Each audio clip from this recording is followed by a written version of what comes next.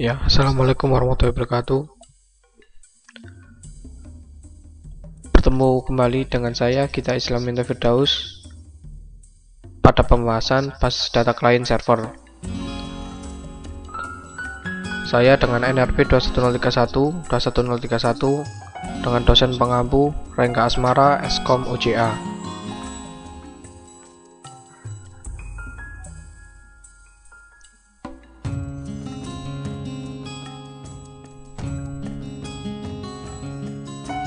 Tujuan belajar: pertama, memahami konsep basis data client server.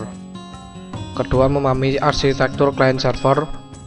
Kemudian memahami pengaksesan query pada basis data client server dan bagaimana perangkat lunak client server. Pendahuluan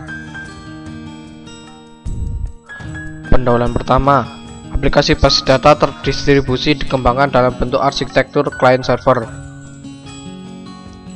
Teknologi client server berkembang secara cepat sebagai teknologi lanjut.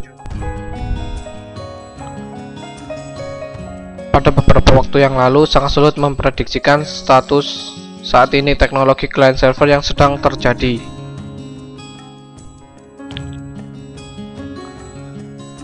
Masih dalam pendahuluan. Yang keempat, hal ini sama sulitnya dengan memprediksi teknologi untuk beberapa tahun ke depan. Beberapa faktor yang berpengaruh pada fungsi klien atau server atau keduanya melibatkan perangkat keras dan perangkat lunak, protokol network, teknologi LAN atau WAN, dan komunikasi.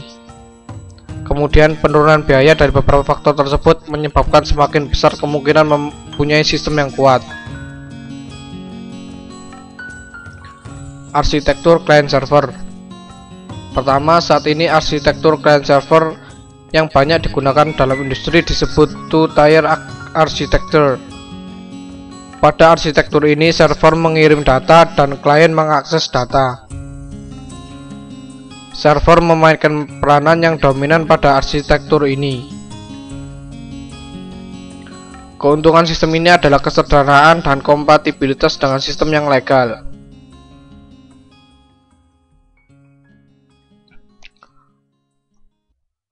Arsitektur client server yang dikembangkan kemudian adalah three-tier arsitektur.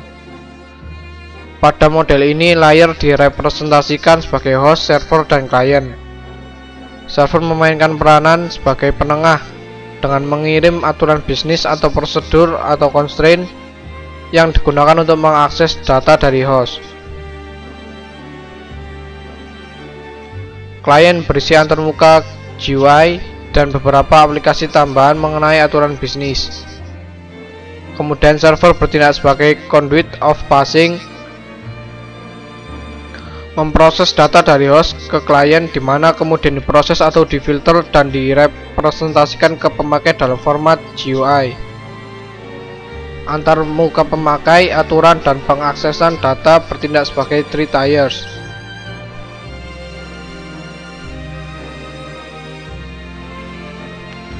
Klien biasanya dihubungkan ke server melalui LAN dan server dihubungkan ke host melalui WAN.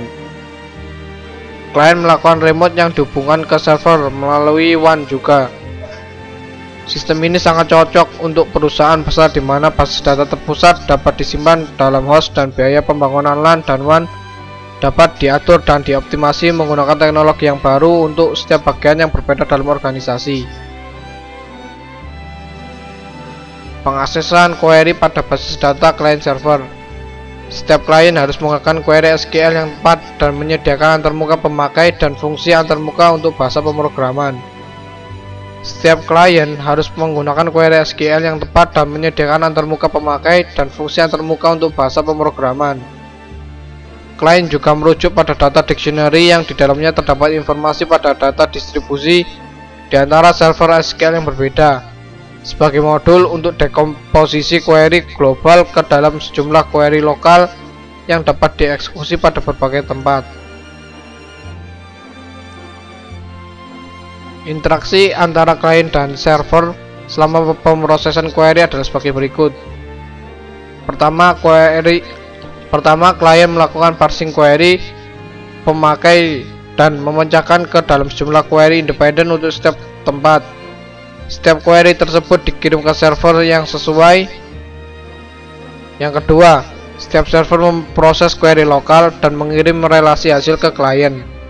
Yang ketiga, klien mengkombinasikan hasil subquery untuk memproduksi hasil dari query asal yang dikirim. Pada pendekatan ini, server SQL juga disebut transaction server atau database processor atau backend machine, sedangkan klien disebut application processor atau front-end machine. Interaksi antara klien dan server ditentukan oleh pemakai pada level klien atau melalui modul khusus pada DBMS klien yang merupakan bagian dari paket DBMS. Dalam DDBMS yang banyak digunakan, model perangkat lunak dibagi dalam 3 level. Pertama, perangkat lunak server bertanggung jawab pada manajemen data lokal, kebanyakan sama dengan perangkat lunak DBMS. Perangkat lunak klien bertanggung jawab untuk fungsi distribusi, mengakses informasi distribusi data dari katalog DDBMS, dan memproses semua permintaan yang membutuhkan akses ke lebih dari satu tempat. Hal ini juga ditangani semua antarmuka user. Klien bertanggung jawab untuk membangkitkan eksekusi terdistribusi untuk beberapa tempat suatu query atau transaksi dan untuk melakukan supervisi eksekusi terdistribusi dengan mengirim perintah ke server. Perintah ini termasuk query lokal dan transaksi yang dieksekusi selain perintah untuk mengirim data ke klien atau server lain. Satu fungsi yang mungkin dari klien adalah menyembunyikan detail distribusi data dari pemakai, yang memungkinkan pemakai menulis query global dan transaksi seperti basis data yang terpusat, tanpa harus menentukan tempat di mana dirujuk dalam query atau transaksi berada. Properti ini disebut distribution transparency. Beberapa DDBMS tidak melakukan distribution transparency, sehingga pemakai harus berhati-hati terhadap distribusi data secara detail. Ya, sekian pembahasan kita mengenai basis data client server. Semoga bermanfaat. Wassalamualaikum warahmatullahi wabarakatuh.